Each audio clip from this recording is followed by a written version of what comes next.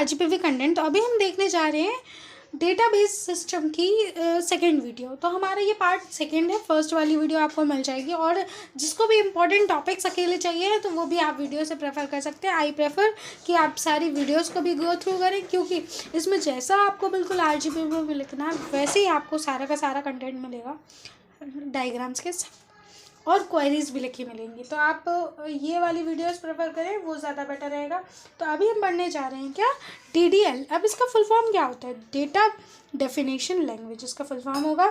तो इसमें क्या करेंगे, डेटाबेस जो डिज़ाइन करते हैं वही बताएंगे। तो देखो इसमें क्या होता है, डीडीएल क्या होता है, ये डेटाबेस का ब्लूप्रिंट नक्शा बनाने वाली लैंग्वेज होती है।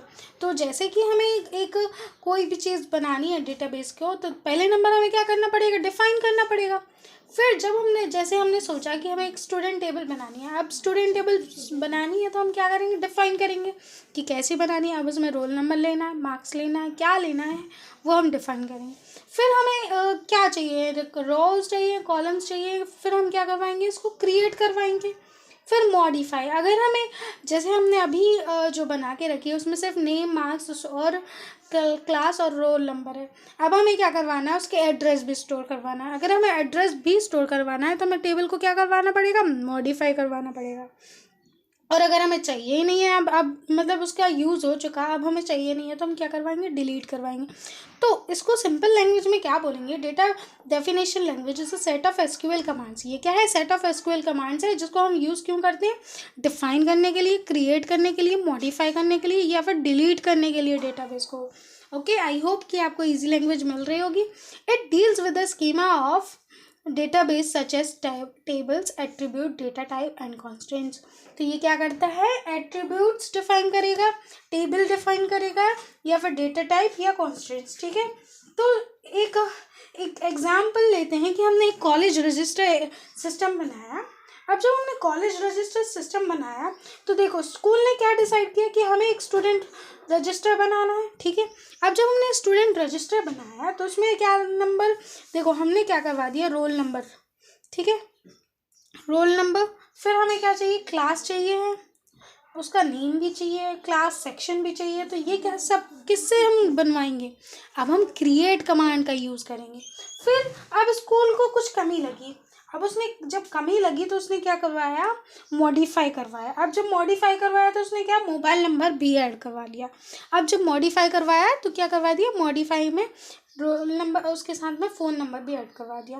अब स्कूल को चाहिए ही नहीं है, पूरा स्ट्रक्चर हटवाना है, तो फिर वो क्या करेगा, उसको डिलीट करवा देगा। आई होप कि अब आपको बहुत अच्छे से समझ आ गया होगा।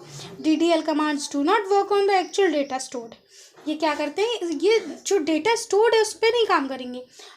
इसका मतलब है कि एक टेबल में अगर 60 स्टूडेंट्स का डेटा स्टोर्ड है तो ये उनको नहीं हटवाएंगे। इसका मतलब है कि उनको मॉडिफाई नहीं करवाने वाले हैं कि किसी का नेम गलत लिखा गया तो उसको मॉडिफाई करवाएं, नहीं, ये पूरी की पूरी टेबल में जो रोज कॉलम है उसको मॉडिफाई करवाने के लिए काम आते हैं।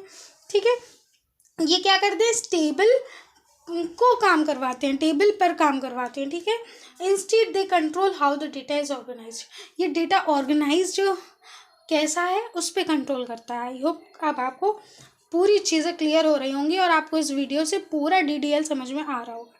तो कैरेक्टरिस्टिक्स ऑफ डीडीएल क्या है, देखो डिफाइन करेगा डेटाबेस ऑब्जेक्ट्स जैसे टेबल, व्यूज़ और स्कीमा। ठीक है, फिर वो क्या करेगा, change made by DDL are permanent, मतलब जितने भी चेंजेस मेड करवाएंगे, जैसे हमने मॉडिफाई करवाया तो वो क्या हो जाएगा, परमानेंट हो जाएगा।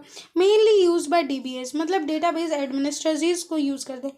अफेक्ट क्या करता है, स्ट्रक्चर को अफेक्ट करेगा, कंटेंट को स्ट्रक्चर, मतलब कंटेंट को अफेक्ट करने वाला नहीं है ये क्या करेगा, स्ट्रक्चर को। जैसे हमारी टेबल में सिर्फ 3 रोज थी तो इसके द्वारा हम 4 रोज कर सकते हैं क्रिएट। इसका मतलब ये नहीं होता कि हम नेम में जो 60 कॉलम्स थे उसमें हम कोई चेंजेस कर रहे हैं। ओके, तो ये थी हमारी डीडीएल की पूरी आरजीपीवी की शॉर्ट नोट्स की तैयारी। अब आप क्या कर सकते हो, अगर आपको डीडीएल और डीएमएल में डिफरेंस आए तो आप इन कैरेक्टर्स को पॉइंट्स यूज़ कर सकते हो डीएल के साइड, और डीएमएल की एक नेक्स्ट वीडियो लाने वाले हैं उसमें जो कैरेक्टरिस्टिक्स देंगे तो उसको यूज़ कर सकते हो आप उसके डेफिनेशन के लिए। ओके, आई होप आपको समझ में आया होगा, और आपको और भी कुछ चाहिए तो आप कमेंट आउट कर सकते हैं। Thank you for watching, bye bye.